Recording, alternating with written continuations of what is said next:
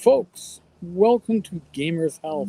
We are live. I know somehow I scheduled this with YouTube for 8 o'clock, but the announcements all said 7 o'clock, and I'm sure I did a fine job screwing that up. So we probably won't have much of a live crew, and I apologize for that. But we wanted to do this from our garden now. You probably hear the...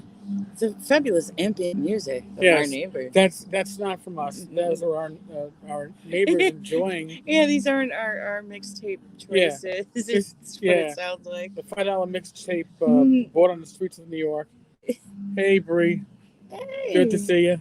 Again, I saw that I went into the app here. It's like, oh, I put this up for 8 o'clock, but I announced it for 7. And if it came out at 8, we wouldn't be able to see anything. So what we're going to do is give a quick overview of the yard, what we got growing, and then I'm going to walk the iPad into the house, go into the kitchen, and we will continue from there. Because this is, needless to say, ridiculous. Enjoy the lovely music and look at our plants. We have 2 strawberry plants on our picnic table. With some strawberries growing. Yes. Then we have our tomatoes here. Now, here's the thing with our tomatoes. If I had thought about things properly, I thought I would. And I got it. If I had thought about things. You might have to crouch to show them the tomatoes changing color. Oh, no, I made sure we got a few ready. Yeah, okay. But we picked probably about 2 quarts worth of tomatoes, 2 quart containers already. Got plenty of tomatoes coming. I can pick more tonight. Probably pick them in the morning. But I have peppers in here. You can't find them because they're being overgrown by the tomatoes. We have green onions, chives, Rachel's... 2 varieties of lavender on the bottom. 2 varieties of lavender. More aromatics over here. Yeah, this is lemon verbena right here. And it is past my chin. Yep. We got basil in there. We got more lavender back that way. More lavender. I'm going to go real quick to the back. We're going to go underneath the archway. Excuse me, Rachel. Through the arbor. And the music is killing me. In the corner, which I'm not. We got a fig tree here, by the way. We got figs coming. Can you see them? Yeah, you can. I'll show them again. We have our cucumbers, our beans. Our zucchini isn't looking that great. We picked a few zucchinis. That's in the corner. Oh, look at them. They are coming. Holy shit. But yes, the figs are coming. Loads of them up there. Yes. So, that is... Look at these. There's bunch of roses. Yeah, we also have way too many. We also have grapes in the back. Out of control, growing up the evergreen. Rach, no weeding right now. No weeding. We got roses. The roses have been here for ages. Some of them. All right. Just because I'm getting Rach, a focus, eh? All right, we are going to bring this into the inside, go into the kitchen, because I don't think that YouTube is going to like us so much if we continue with the ambient background noise. I need you to go to the door in case the cat's waiting for us. Okay. I can't drop the iPad on the cat. Gotcha. Because that would be a problem. Our kitty came in, we met her about a year ago. She was somebody's stray. And she's been indoors since October, but given a chance, she will. My wife, the fake dog. All right. So, do you want to go to the dining room? Is that better? Oh, maybe this is better. Yeah, this is better. Out here. Yeah, out here. I'll pop on the light. Turn on the light. Bless you. All right. So we've shown. Bless you. We've shown the garden, which we want to do a better deal of that, but it is what it is. With our neighbors, excuse me, Rich. No, I know I wanted to get close to you, but your legs were in the way. So here I'm gonna put the screen back a bit. So it has been a busy week. Obviously, oh God, this table has a bounce to it. I'm not going to put my hands on Yeah, it. don't put you can't put hands on this table. It's got bounce. So, yes, our tomatoes are they're doing well this year. We've picked a significant amount of tomatoes. My plum tomatoes actually look well. They're supposed to be great tomatoes. They look more like plum tomatoes. So I don't know what's going on with that. I'm not complaining, mind you. I'm happy with it. I'm just very surprised. So, yeah, again, it's been a busy week. Should we go in order, Rach, of what this week has entailed? Sure. Well, you would then be the big first event, right? Yeah. Yeah. I resigned my job this week. There you go. Yeah. Rachel is going to transition herself to her next healing aspect. And what I mean by that is she's going to transition from being a social worker to being a yoga instructor. And it's a big change. Yeah. And I'm very happy. I'm very happy to see my wife moving on to something that she really, truly enjoys. Not that I didn't enjoy social work at all. I liked it for a very long time. Yeah, you burn out and stuff. I left law enforcement for 25 years I was in, so you realize maybe it's time to transition. That's what happens. You realize that time happens, and you got to jump at the opportunities when they present themselves. Yeah. So now, on my front, on Tuesday, I got to see my heart failure specialist, and Rach, yoga, Rach, by the way, Rach has your 500-hour certification as an instructor. Is that how it works? Yeah. So she has 200 as the base. 200 is like a teacher training. Okay. Which a lot of people do, and then you do for more advanced training. You do the 300. And then... Yeah. So that's you've done a total of 500. Yes. So on Tuesday, I got to see my heart failure specialist. I have two cardiologists. I have my general cardiologist and my heart failure specialist. And my heart failure specialist, he's really good. This is through St. Francis Art here down in Nassau County.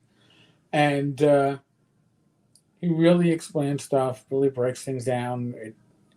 If you really want to know what's going on and have it not talked down to, but just have it broken down into layman's terms, he's good at that. And I went with all my recent records. My cardiologist office does all the major testing in office, including a cardiac MRI and the echoes and all that stuff. So I was like, let me bring my last reports, which I did, my last blood work, which was my endocrinologist the week before.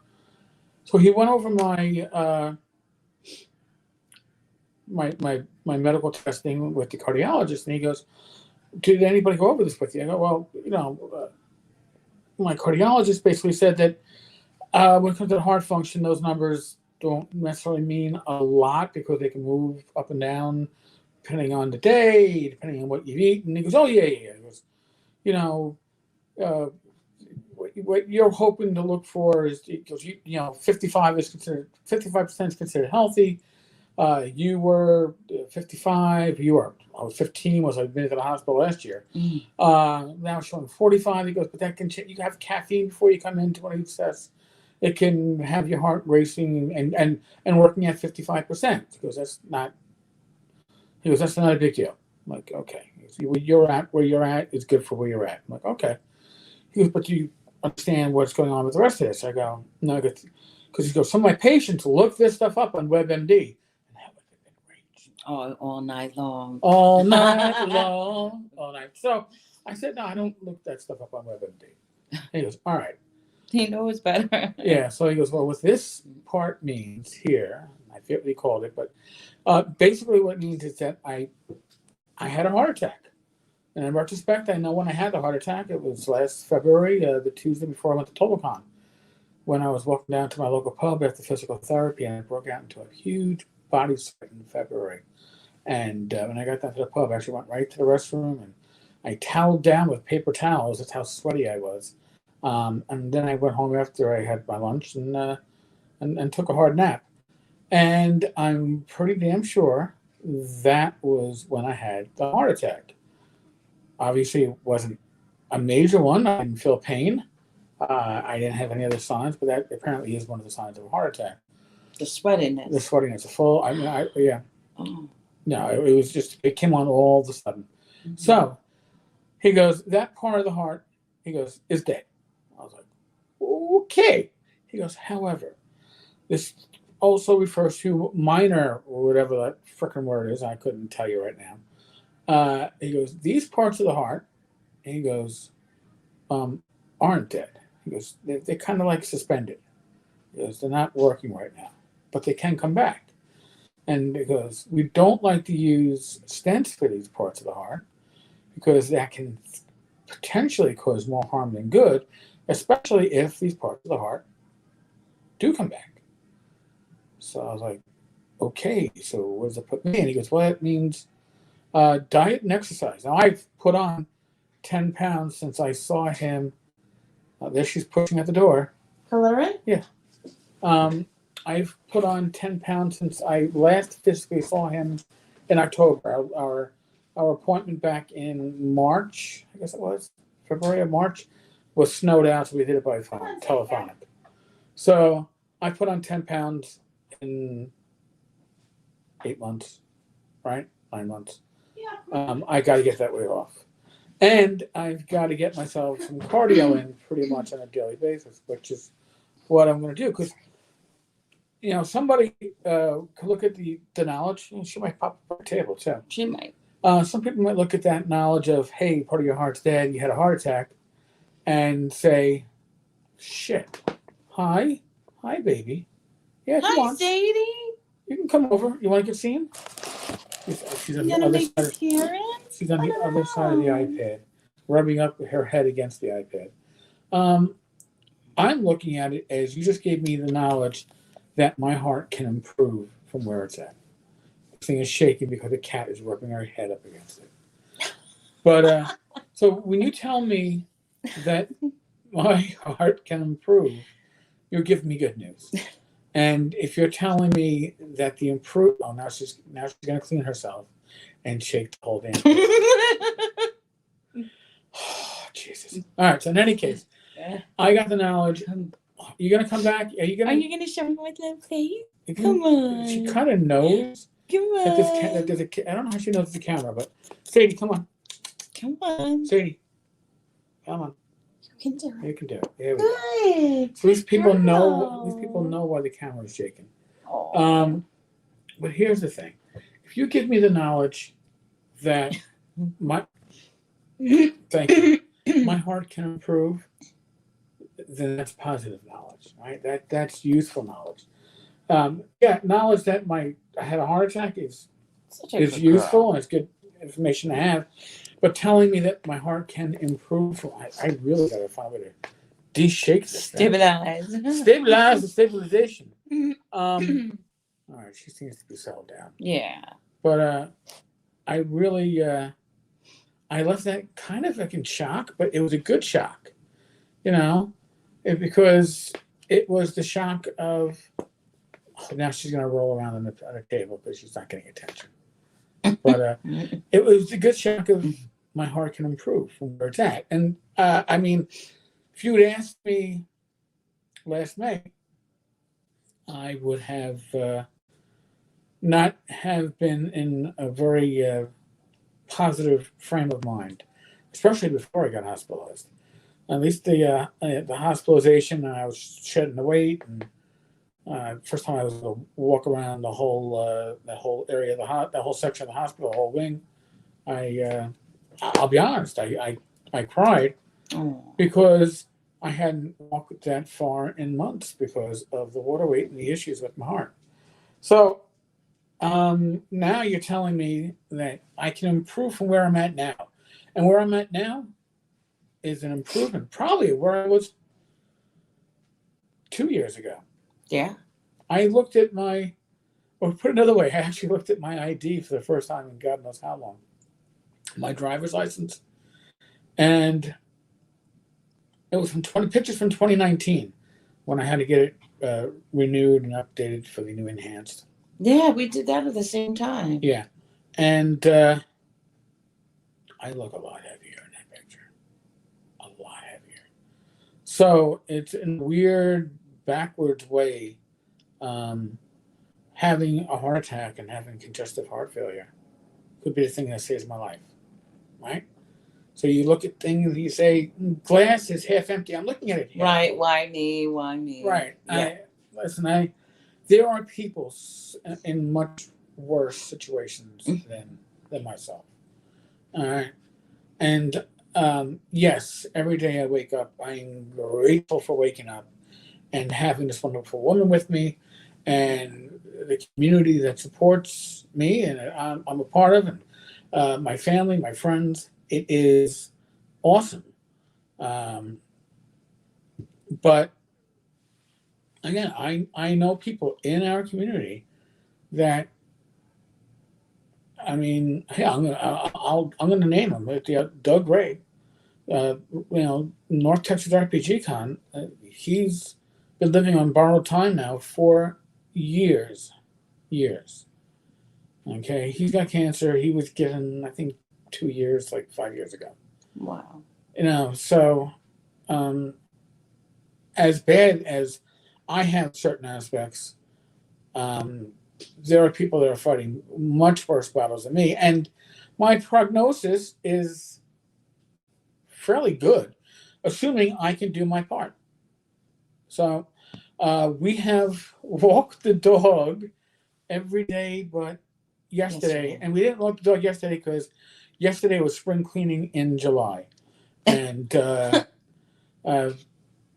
guess our white garbage bags are tall kitchen garbage bags. I guess that's what they call them. Yeah. So I filled 5 of those up of clothes that I will probably never fucking wear again. Well, I will never wear them again because I'm going to be throwing them out. So then, yeah, I will never be wearing those clothes again.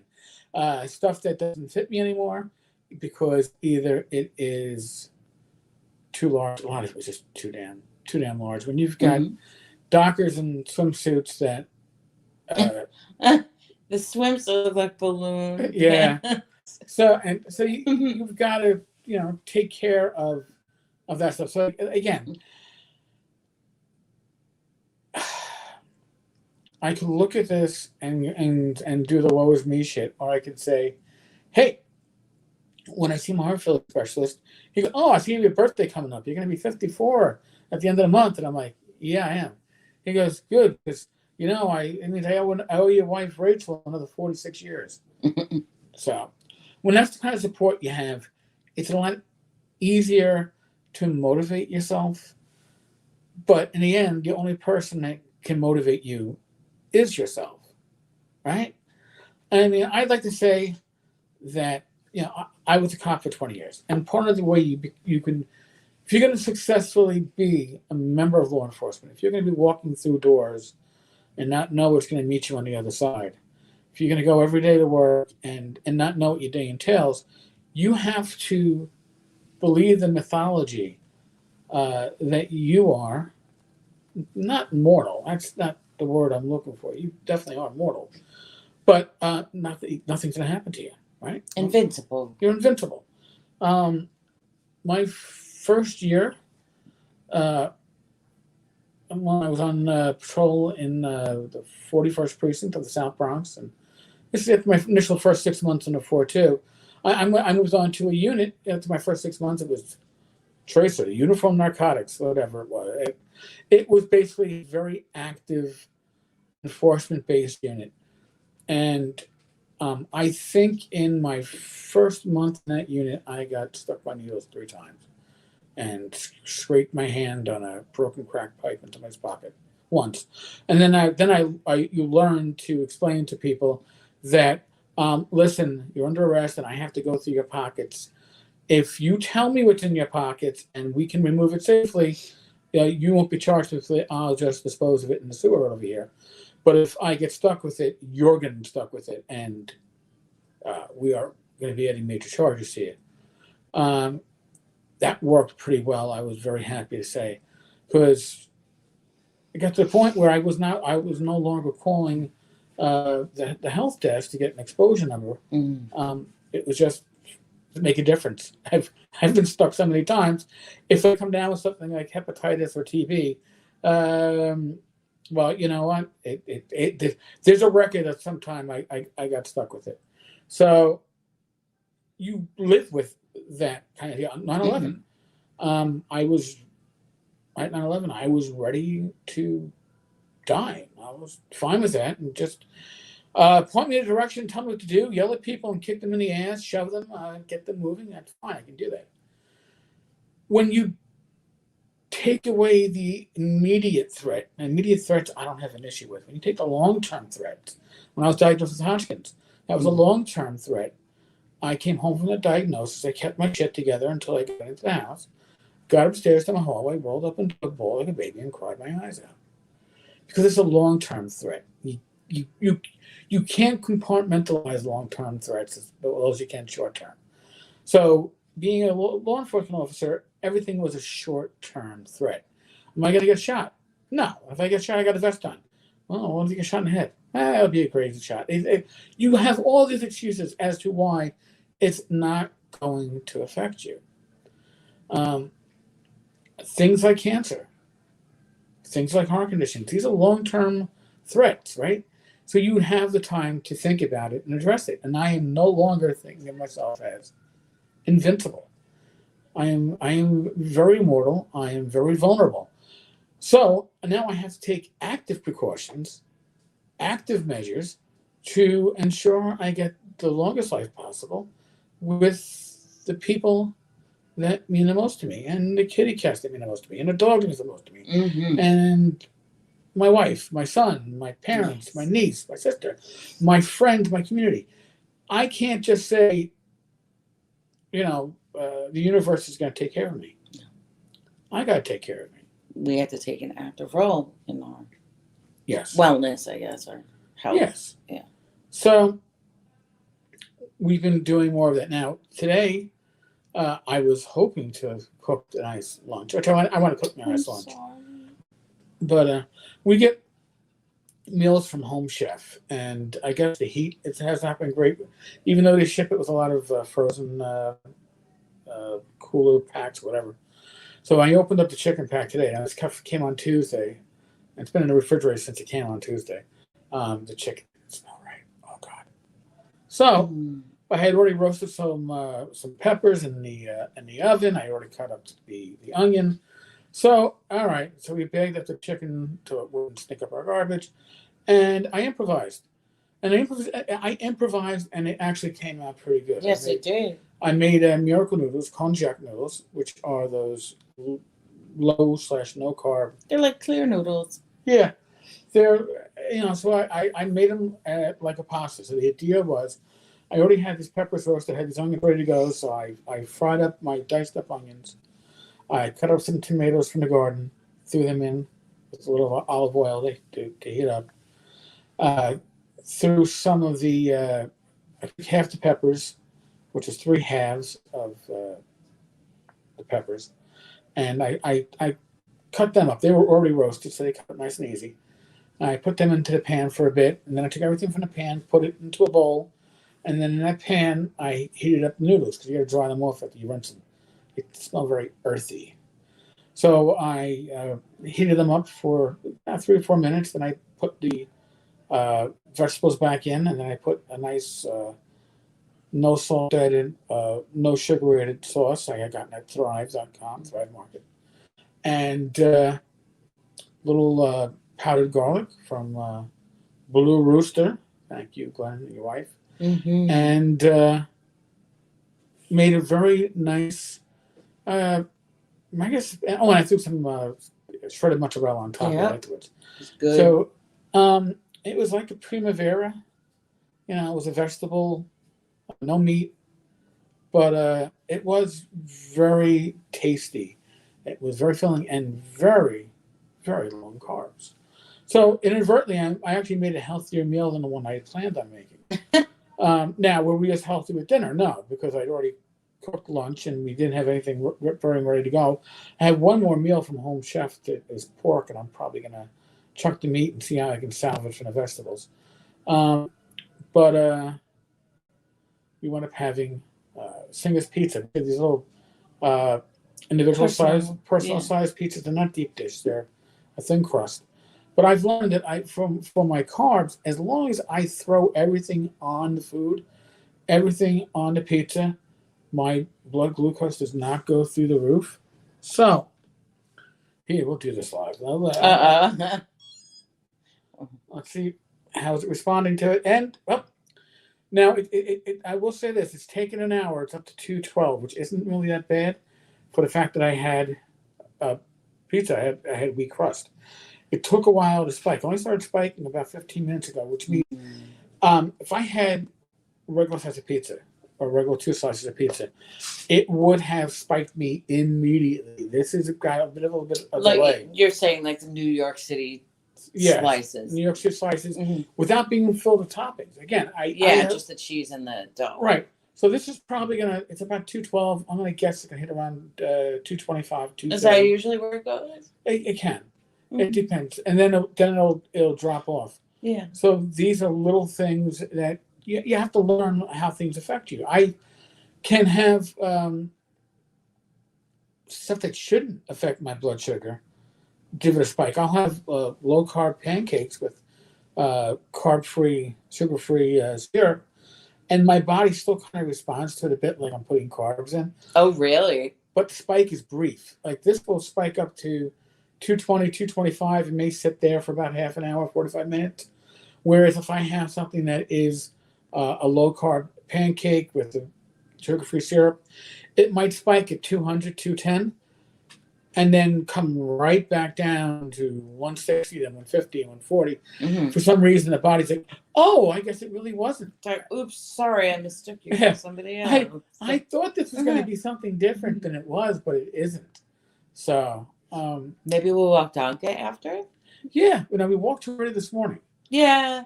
But it is very comfortable outside. Yeah, and I'm sure she'd love it. I wouldn't say good no. For us. I wouldn't say no to a second walk. Little things are what leads to big success, right? You got to lead everything from a start, and your start is with one step. So a lot of times we look at stuff in our life, right, and we go, "Oh my God, there's no way I can accomplish that." And you're right. There's no way from point A you're going to go right to point D. You got to go to point B and then point C, and then maybe you can get to point A.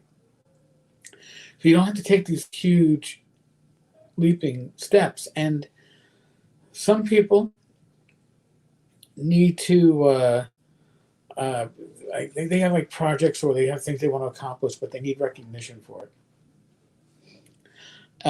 Mike and I, Bad Mike, who is my co-host every Wednesday, we've talked about this, and we both have we're very happy that the recognition that we get is feedback of our audience and the PMs that I get from people thanking me for introducing them to Source and Wizardry through either the blog or through the cast.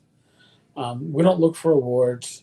I don't look for big names of people in the hobby saying, "Oh, you do a great job." It's not the big people in the hobby who are important. They've already got whatever influence they need. It's the smaller people in the hobby. It's the everyday person in our community that it's important for us to connect with. And I think that we've been doing that, whether it's Rach and I doing Gamers Health, whether it's Mike and I doing our Talk and Crit and bringing in people from the hobby, creators, people doing new projects and Kickstarters, getting people to look at their work. Whether it is Joe the lawyer and I just just freewheeling when it comes to talking about the hobby, doing our own little hex crawl, or over to Glenn and I. Glenn and I work off the community, the live community very well. All these things are why we do what we do, and as I said before, we couldn't do this without you. Really, really do appreciate it. So we're not at a normal spot, and we didn't get the chance to do the outdoor show like we were hoping to. I really hope that music is not all night. Thank God we sleep on the other side of this house. Yes. But in any case, yeah. Oh, jeez. It's very distracting. Really, really distracting. It's one of those like wedding group dance songs that's on. It must be some kind of thing. They'll start singing "Happy Birthday" soon. Oh yeah, the excuse for every party is it's somebody's birthday, and sometimes it's somebody's birthday 3 days in a row. Oh, God help us. I need to shave more often. Also, I need my your haircut. My haircut. Try. I'm gonna try Tuesday, I guess. I don't think it's probably open on Monday. We have a new barbershop that opened up within walking distance of the house, so I want to support businesses that local people. Especially ones that are opening up in the midst of the tail end of COVID, or that is true, or the resurgence of COVID, depending on how you look at it. I mean, or depending. Yeah, I mean, listen, folks. Not good. Yeah. I'm immunized. Rach is immunized. Neither one of us is telling you what to do. Okay, you know your health situation. My son, he's 28. He's not immunized. He's got one comorbidity, a mild case of asthma. My son weighs 110 pounds soaking wet, so he's got not an ounce of fat on him unless very different from us, but yes. But God bless him. Yes, God bless him. But he has different risk factors than we have. For me, my risk factors meant I've got to get myself immunized. Mm-hmm. You know your body, you know your risks, you know your situation. Ignore the talking heads, whether it's on YouTube, whether it's on TV, whether it's online on a website. Talk to a medical professional that you trust. If you don't have one, you should seek one out. I was somebody who for years had no doctor. I would go to a doctor if I got sick, and that was usually once every 8 to 10 years. But you felt bad enough to seek help. And then it got or like something other than urgent care. Yeah, so you get Hodgkin's and else, and you realize maybe I need to see a doctor once in a while. Excuse me, there's the pizza coming up. Yeah, so if you don't have a medical professional that you see on a regular basis, at least once a year, you may want to find one that you trust. And other than that, be safe, be well. God bless. Roll those dice. Thank you all for coming along with us on this ride. Knock on wood. Oh, Jesus, shit. I'll be back. This is real wood here. Oh, yeah, all right. This is pressed wood. It's still wood. I'll be back again tomorrow. Rach and I will be back at our normal time next week. Oh, and we're going to go into Manhattan next Saturday. Oh, so you'll see us in the aftermath? Yes, we're going to be hanging out with Professor Dungeon Master from the Dungeon Craft YouTube channel, and Joe. And I think Joe's brother might be joining us too. Cool. So it'll be good times. Thank you much. Thank you so much. I'm not poking you in the head when I do this, but I gotta reach forward for the button and then close off the podcast. All right, later.